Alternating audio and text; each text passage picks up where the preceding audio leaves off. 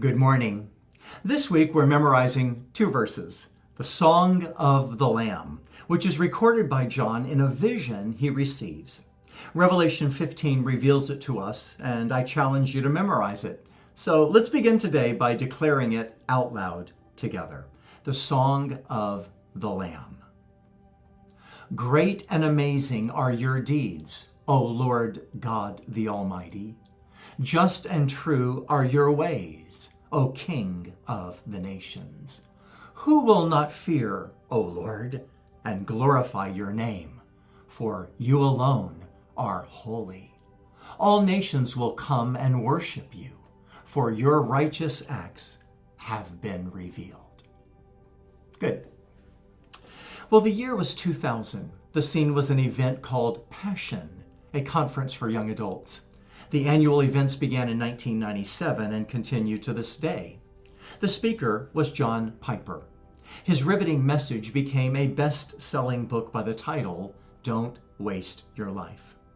For those of us living in this part of the world, it was especially poignant because he referred to a Reader's Digest article about a couple who lived in Punta Gorda.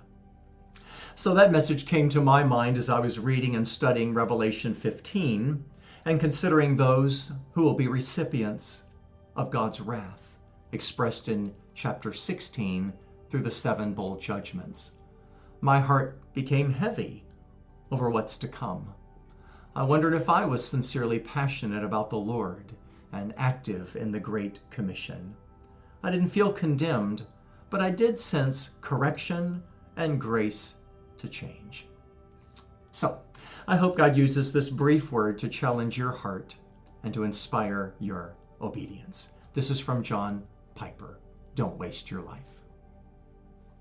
3 weeks ago, we got word at our church that Ruby Ellison and Laura Edwards had both been killed in the African country of Cameroon.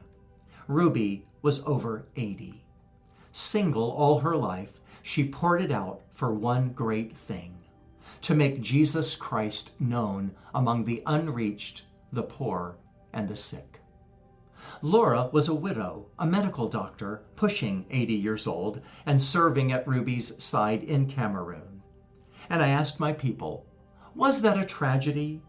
2 lives driven by one great vision, spent in unheralded service to the perishing poor for the glory of Jesus Christ.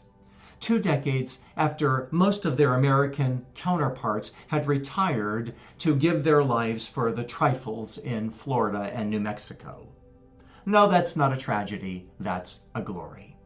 I'll tell you what a tragedy is from Reader's Digest.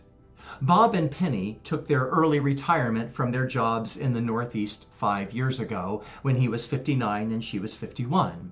Now they live in Punta Gorda, Florida, where they cruise on their 30-foot boat, playing softball and collecting shells. That is a tragedy. And people today are spending billions of dollars to persuade you to embrace that tragic dream. And I get 40 minutes to plead with you, don't buy it. With all my heart, I plead with you, don't buy that dream. The American dream of a nice house, a nice car, a nice job, a nice family, a nice retirement, collecting shells as the last chapter before you stand before the Creator of the universe to give an account of what you did. Here it is, Lord, my shell collection. I've got a nice swing, and look at my boat. Don't waste your life. Don't waste it.